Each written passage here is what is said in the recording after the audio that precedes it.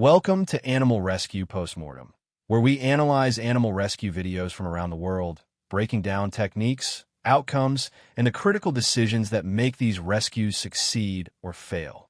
Hosted by Chief Carmack, who holds certifications in multiple technical rescue specialties and has over 40 years of experience in human and animal rescue. Get ready for an insightful look at these life-saving operations. Volume 10, video number 18. We have a deer with its antlers caught in... Just going to let this roll here. It's got antlers caught in baling wire for this the baling twine for this. And you can see it's gone in circles here quite a bit trying to get itself out. Okay, so our scene assessment is we have bales of hay. I think this is as high as the bales go, but we do want to take that into consideration so we don't get buried under it if that stack decides to collapse for whatever reason, because you can see here it's overhang. So these animals have been up in here eating in this section and probably just eating down here, and then as it is, it's pulling this part of the hay away, and now it's leaving an overhang of hay. Okay, there we go. It's only 3 bales high. So that's not as much of a concern, but it still is something that you want to take into consideration.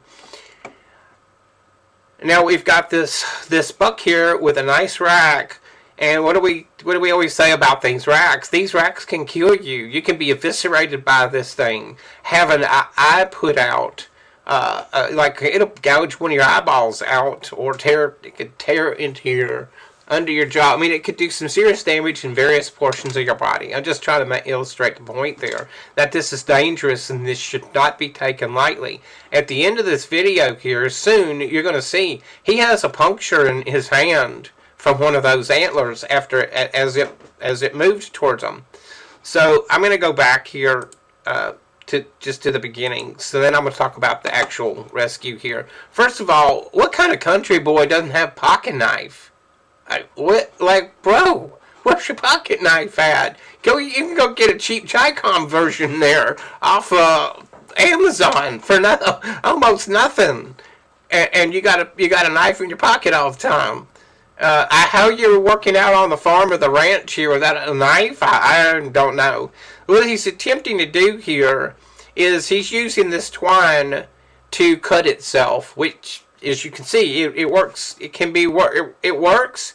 It's not a rapid thing that you want to use here in one of these types of rescues, but it's still, hey, it works there. So if you don't have your pocket knife, you do have an option. So we want to do what we have to protect ourselves from these deer antlers. We've mentioned it before.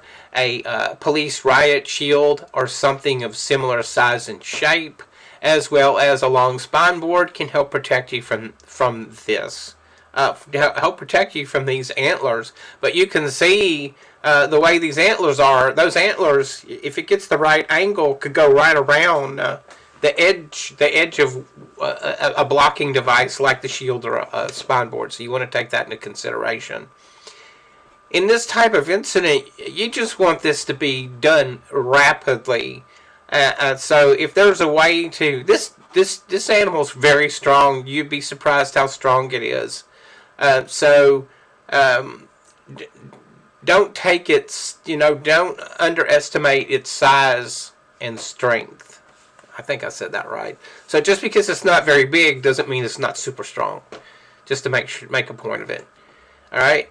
And then, if it can be restrained and pressed up against or forced back into this corner here inside where these two sections of hay bales meet, then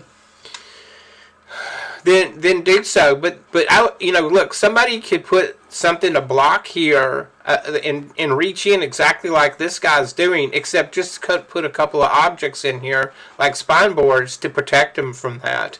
And then this is where we're going to use our this is where we're going to use our strap cutting tools here. to remove that. You've seen these in our videos before. This is kind of like, this is a box cutter type device here. This can reach out and grab that twine and cut it in literally less than a second. And then you got these strap cutters. Okay, that will work. These are really great tools found on the military surplus market.